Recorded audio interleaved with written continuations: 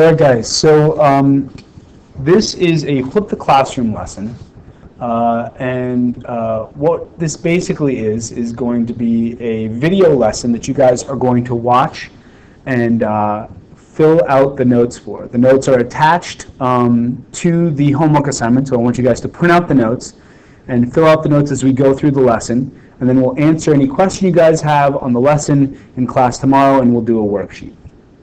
All right, so this lesson is going to be on inverses. And first what I want to do is just talk about what it means to say inverse graphically, and then we'll build from that to define inverse functions and inverse relations with regards to the equations that are going to define the graphs that we're seeing. So right here, an inverse is the reverse or switch of the x value of the input and the y value of the output. So right here in general, what we want to think is inverse means switch x and y, right? Now graphically right here, if we've got an ordered pair, let's say we've got the ordered pair 2, 4.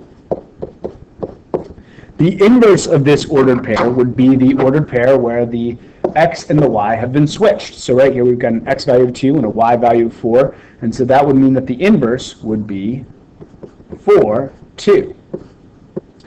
When we talk about inverse functions, or the inverse to a function, basically what we're going to be saying is we are going to define the inverse. So for, let's say, start out with a function f of x. For f of x, we'd say the inverse, we would write it as f to the negative 1 of x, so that's the notation we're going to use. And we're going to say that the inverse is the function or relation that switches the member of a function f's domain with the corresponding members of the range.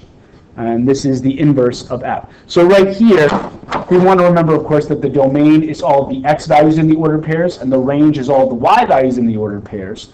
So graphically, when we're looking at the inverse to a function f of x, let's say 2x minus 3, the inverse is going to be the function that basically switches all the ordered pairs for our function, right? Switches basically the x value and the y values of all those ordered pairs. So right here, we've got a table or sort of a sampling of the ordered pairs that make up our function f. And actually, I want to use blue because we've used it on the graph. So right here, we'll say f is basically defined with this linear equation, and it gives us these ordered pairs when we plug in x values of negative 3, negative 2, negative 1, 0, 1, 2, and 3, right?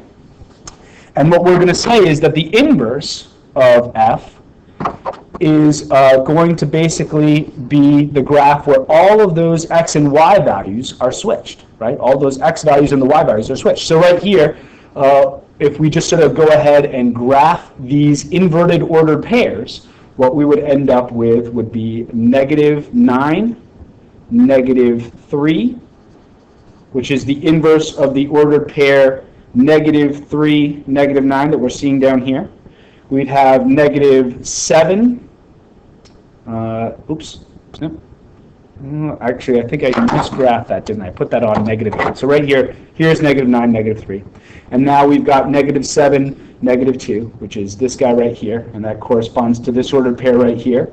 We've got negative 5, negative 1, which is that ordered pair right there, corresponding to the ordered pair on the function, right, where we're sort of switching x and y values here. We've got negative 3, 0, which corresponds to the flipping of the point 0, negative 3 that we're seeing right there. And then right here we've got, let's see, negative 1, 1, which corresponds to the flipping of the point 1, negative 1 that we're seeing right here. And then right here we would flip 2, 1 to get 1, 2.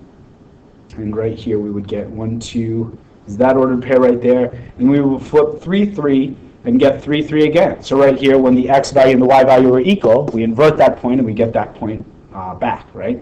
And what we're basically seeing here is ordered pairs that are defining a line, right? So right here we can sort of see that this line has a slope of 1/2, right? It looks something like this.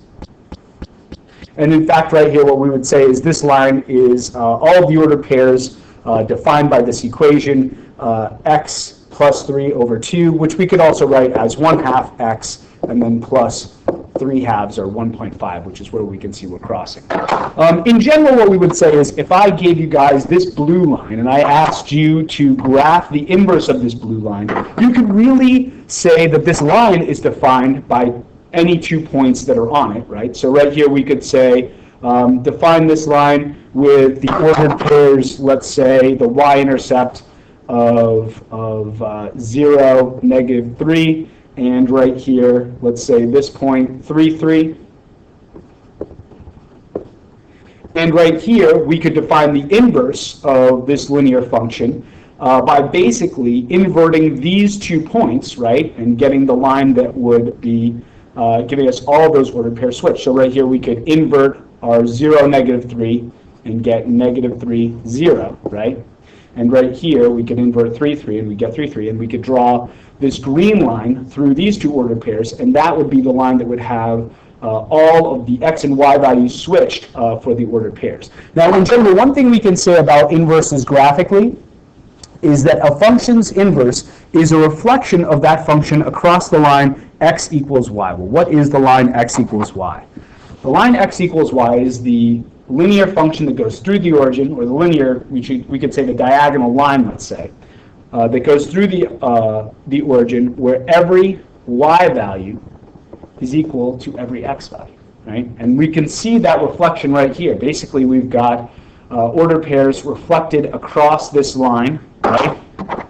From our blue line to our green line, giving us these 2 lines that represent a switching of the ordered pairs from one to the other, right? In general, right here, what I would say is we are basically going to always be able to define inverses in this way. What we've got right here are 2 functions that are inverses. So right here we're sort of saying that this is the function f and that f to the -1 of x would be the inverse of f. But basically we could also say that f of x is the inverse of our x plus 3 over 2, right? So really these guys share an inverse relationship, right? They are reflections of each other across that line x equals y, and that's how we want to think about them. And we have 2 functions in this inverse relationship here, but that doesn't always have to be the case. Right here, a function's inverse may not always be a function, right? We know that a function is a relation for which every input has only one output, and we say that we can graphically tell if we've got a function if it passes the vertical line test. So right here, if a vertical line can be drawn through 2 ordered pairs in the relation, then the relation is not a function. Right here, relation we're basically saying is anything we draw on the xy axis, right? So right here, if the graph of our f of x equaling x squared, that parabola, right? If a vertical line would intersect this graph at 2 points, that it would fail the vertical line test, and we could say that it would not be a function. Well, right here, let's go ahead and draw a vertical line and sort of move it across our graph. And what we can see is that wherever I move this vertical line, I'm basically seeing it cross my parabola only once, which means that f of x is a function, which you guys already knew.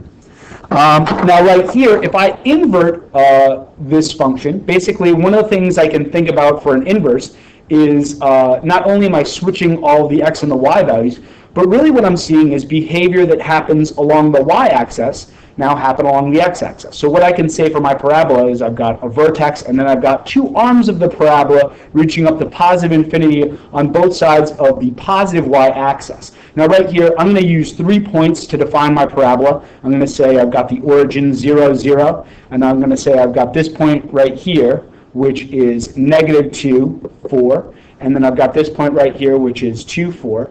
If I invert all three of these points, then I'm going to have 3 points that I can draw the inverse through. So right here, inverse of 0, 0 is 0, 0. Inverse of 2, 4 would be 4, 2. And inverse of negative 2, 4 would be 4, negative 2. Right? And basically what I'm seeing is that behavior that's happening along the positive y-axis now happen along the positive x. I'm going to use a couple more points. I'm going to cheat a little bit, use a couple more points. You only really need 3, but we're going to use all of these points to sort of get a pretty accurate graph. And right here, the graph of my inverse is going to be a sideways parabola reaching out along the positive x-axis. Now right here, this graph is not the most beautiful thing, but one thing we can say is that it is a reflection across the line x equals y.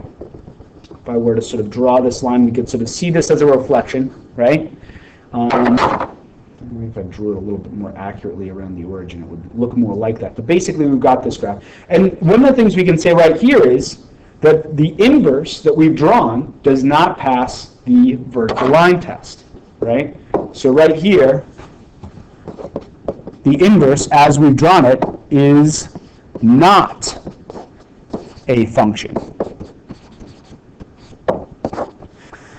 Right here, we could tell initially if the inverse of f of x were a function if it passed what we call the horizontal line test. And we say the horizontal line test says that the inverse of a relation or a function is a function if each horizontal line intersects the graph of the original function in at most one point. So basically right here, if after, whoa, let's go ahead and grab that line, that vertical line, we don't need it. If after doing the vertical line test for my x squared, if I went ahead and did a horizontal line test, right, drawing a horizontal line across my graph, if this horizontal line crosses the graph of my function in more than one place, then when I flip all of the ordered pairs, what I'm going to see is that the inverse is going to fail the vertical line test, right? So right here, the horizontal line test says that if we have a horizontal line that can be drawn through our function, right, in more than one place, right? So if it intersects the function, the horizontal line intersects the function in more than one place, then the inverse of this graph is not going to be a function because the vertical line, right, it would be the inverse of that horizontal line, is going to cross that graph more than once as well, and that would mean that the inverse is not a function. So right here, what we're seeing here with this failure of the horizontal line test is that the original function we've got right here, f of x, is not what we would call a one-to-one function. If the graph of a function passes the horizontal line test, then the function is a one-to-one function, right? Well, what does it mean to be a one-to-one function? Basically, what we'd say is a one-to-one function is a function that has one output for every input and one input for every output. So right here, well, we can say that every x value for our x squared is paired with only one y value. Every input is paired with only one output. We do have outputs, right? Let's say the output of what looks to be 8 right here, paired with more than one input, right? So that means that this function is not one-to-one. If we go back and look at our lines, right? We go back and look at our original f of x, 2x minus 3. Right here we can say that not only does our function pass the vertical line test, right? Not only does f of x pass the vertical line test, it also passes the horizontal line test, and that tells us that right here the inverse is also going to be a function. Okay, so we've talked a little bit about the graphs and basically how we can determine the inverses by switching x and y values and graphing some ordered pairs. And what we want to do now is talk about the equations that are going to define inverses. So right here, finding the equation for the inverse function. Well, right here, what we've said is that inverse means switch the x and the y, and that's going to be true for equations as well. Right here, I've got f of x equals x cubed plus 2. Right here, this is in function notation. I could change this to equation notation by changing my f of x to a y, right? We've got the same function right here, just using two different notations to define it, right? And now right here, if I want to define the inverse, then inverse means switch x and y. So right here, what I can do to get the inverse of this equation right here is literally just switch the x and y. So right here, I would have x equals y cubed plus 2, and that defines the inverse of our original equation, right? Basically what we're saying is by switching the x and y, we've got a relationship that will take the y value, or take the x value and give us the y value as the original x value, right? So right here, what we can do then is to solve for that y value, because in general, when we've got an equation, we want to see it in terms of x. So basically, we want x to be the input and y to be the output. And right here, what we can do to solve for y is first subtract 2 from both sides, right? So we subtract 2 from both sides, and we're going to get x minus 2 equals y cubed. And then right here, we can go ahead and undo that cube by taking the cube root on both sides. So we take the cube root of both sides. And right here, what we'll end up with is the cube root of x minus 2 equals y, right? And what we've got right here after we isolate y is the inverse of f of x, right? So f inverse of x is going to be the cube root of our x minus 2. Now, right here, one thing that we want to take note of is really what's giving us this inverse relationship. Right here, what I'm seeing from my function is an equation that's defined by first cubing the input and then adding 2. Well, what's my inverse? My inverse is the subtraction of 2, which undoes the addition of 2, and the cubed root, which undoes the cube. So right here, if I take, let's say, the x value of 2 and plug it into f, I would have 2 cubed plus 2, which would give me f of 2 as 10, right? And that would give me the ordered pair 2, 10, right, being on the graph of my function f. So right here, what my inverse should do is take 10 as an input and give me out the x value of 2, right? So if we have an x value of 10, that should correspond to a y value of 2 for our inverse. So let's see if that works. Right here we've got f inverse, rather, of 10 equals right here the cubed root of 10 minus 2, right? So right here, first what we can do is say we've got 10 minus 2, which gives us the cubed root of 8. And right here, the cubed root of 8 is 2. So in fact, for the input of 10, we are seeing the output of 2. And we can say that the ordered pair, 10, 2, is going to be an ordered pair on the graph of this inverse, right? Which corresponds to the idea of inverse being the switching of the x and the y values for all of the ordered pairs. Now right here, in general, again, what we're seeing here is first, for the function, we have the input of 2 being cubed and then getting 2 added to it. So the inverse is going to basically invert those operations, right? So you've taken 2, cubed it, and added 2 to it. So the first thing that the inverse is going to do is subtract 2, right, to undo the addition of 2. And then right here, it's going to take the cubed root to undo the cubing of 2, right? So it's those inverse operations in reverse order, basically undoing what we just did to our input and giving us the output of 2.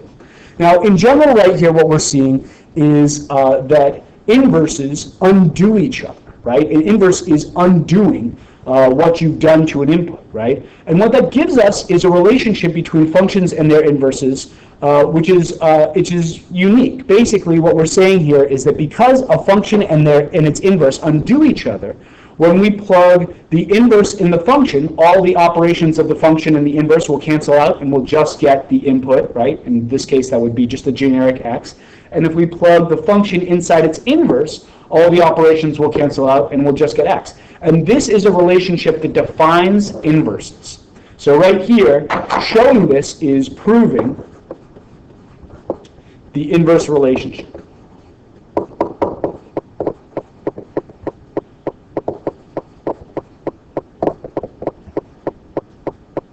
Proving, let's say, inverse relations or something like that. Right? Can't quite get an inverse relationship. But let's try that for our f and our f inverse right here. So right here, our f of x is right here x cubed plus 2, and our f inverse of x is the cubed root of x minus 2. So right here what I'm going to do is first plug the inverse into the function. So right here, if I plug the inverse into the function, f is going to take the input and cube it and add 2 to it. So right here, when I plug the inverse of f of x into f, I'm going to basically be taking the cubed root of x minus 2, cubing it and adding 2 to it. So right here, what do we see first? Well, first, we've got the cube and the cubed root canceling out. So right here, we cube the cubed root, and we're going to get x minus 2 plus 2. And now right here, what do we see? We've got minus 2 and plus 2. Those two things cancel out, and we end up with just x, right? So it works in this direction, but it has to work in both directions in order for us to show that these are inverse relationships.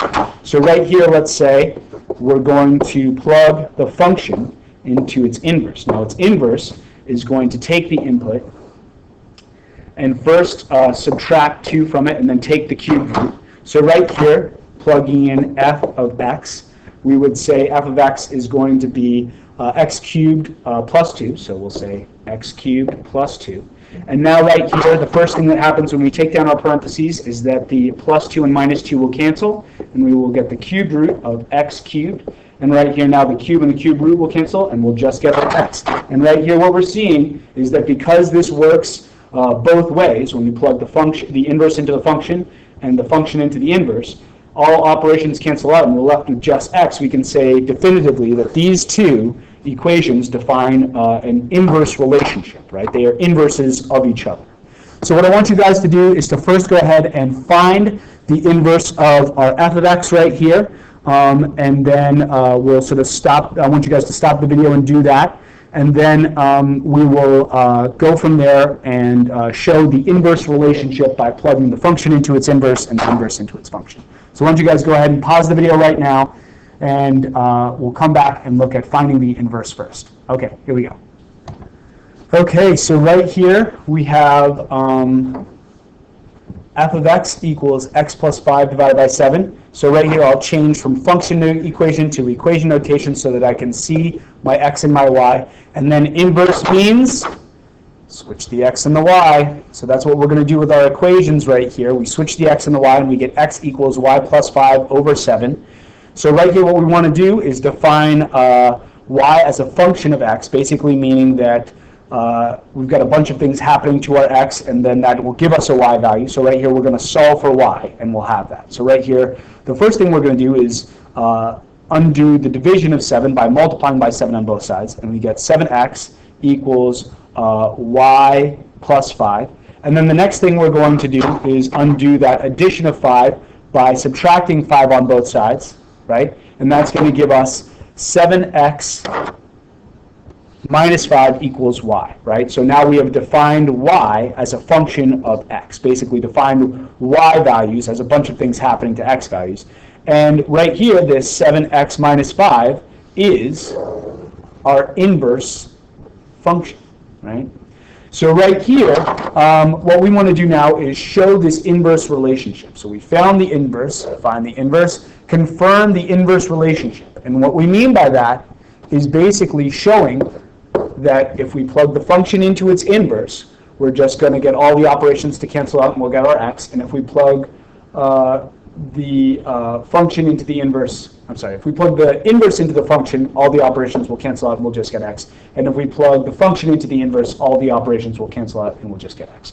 So right here, let's sort of set that up a little bit. Right here, when I say f of f inverse of x, what does that mean? Well, right here, I've got the function f of x, right, which is going to be taking the input adding 5 to it and dividing by 7. And what I want to do is plug in that inverse into that function, right? And so to see my operations cancel out. And when I talk about plugging the function into the inverse, what that's going to basically mean is taking the inverse equation, which is taking the input and then multiplying it by 7 and subtracting 5, and plugging the function into that inverse. And what I should see is all operations cancel out in both cases and just end up with the x. So why don't you guys go ahead and give that a shot, and we'll come back and look at this in a second.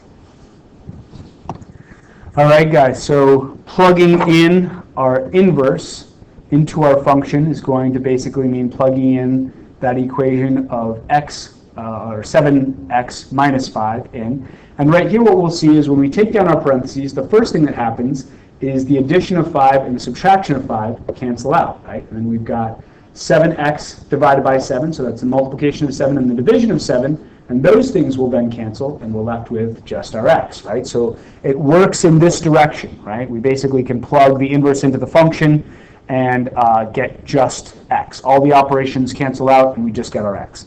Now let's see if it works when we plug the function inside the inverse. So right here, when we plug in that function, that's our x plus 5 over 7, right? So right here, the first thing we're seeing is the multiplication of 7 and the division of 7. Those things will cancel, right? And then we'll have our x plus 5 minus 5, and of course the addition of 5 and the subtraction of 5 cancel, and we just end up with our x. So right here we have shown that we have in an inverse relationship between our function and what we've defined as the inverse. So right here, what we're going to do now is talk a little bit about how these two things correlate. So basically finding the equation of an inverse, right? And then what that means graphically, because they're not always necessarily, we're not always going to be able to take the equation of the inverse and say that that is the inverse of the function. So right here we've got f of x equals the square root of x minus 3, right? If I graph this guy, what I'm going to see is 1/2 of a sideways parabola that starts at the x value of 3, right? And sort of extends out this way in a positive direction. So right here, basically what I can say is that the domain of f of x, we can sort of see right here, we can't have x minus 3 be less than 0. So that means that the domain is going to be from 3 to positive infinity. And when we plug in that first x value of 3, we get a y value of 0. So we can say the y values of our ordered pair start at 0. And graphically, we can see those y values are going to extend up to positive infinity. Now, right here, let's go ahead and just find the equation of the inverse for our f of x right here. So right here, we can call this guy y equals the square root of x minus 3, and then we switch x and y values, so we've got x equals the square root of y minus 3, so we found our inverse, and now what we want to do is define it as a function of x, so a bunch of things happening to an x value, giving us a y value. First thing we're going to do is square both sides, and that's going to give us x squared equals y minus 3, and then right here we'll add 3 to both sides, add 3 and add 3, and that gives us x squared plus 3 equals y, and right here that gives us the inverse of our function f as x squared plus 3. Now that's true to a point. If we were to graph this guy, right, here we've got our f of x equals right here the square root of x minus 3. If we were to go ahead and graph y equals x squared plus 3, what would we have? Well, right here what we would actually have is the parabola with its vertex at 0, 3, right? So we're seeing more than just the ordered pairs of our f of x reflected across that line x equals y. We're basically seeing a full parabola here. So we're also seeing ordered pairs that would be the reflection of ordered pairs below the x-axis here, right? Now, right here, if we are defining this equation x squared plus 3 as the inverse of our function f, what that means is we have to restrict the domain. So right here what we would say is, yes, the inverse is x squared plus 3. That does define the inverse of these ordered pairs for f of x, but right here only on the domain from right here 0 to positive infinity, right? So right here, if we sort of restrict the domain for that equation, then we are going to get the inverse. And what we're seeing here is the inverse, right, is going to switch all the x and y values of the ordered pairs, which basically means it's switching the domain and the range. So right here, the domain of our f inverse is going to be the range of our f. So right here we would say that we would have a domain of 0 to positive infinity, which we can see right here, right? We start our x values at 0 and they go out to positive infinity. And right here, it's going to have a range that is basically going to be the x values of our function, right? Which would be 3 to positive infinity like that. So right here, we've got the inverse, but we had to restrict the domain, right? Okay, so what I want you guys to do is to go ahead and find the inverse equations for these guys, right? And then basically determine what domain we're defining these guys. So right here, for some of these, it may be that you have to restrict the domain of the equation that you're given when you go through finding the inverse, right, with the process we've talked about of basically changing from function notation or from function notation to equation notation, basically switching f of x to a y and then solving for the x in that equation when we switch the x and the y.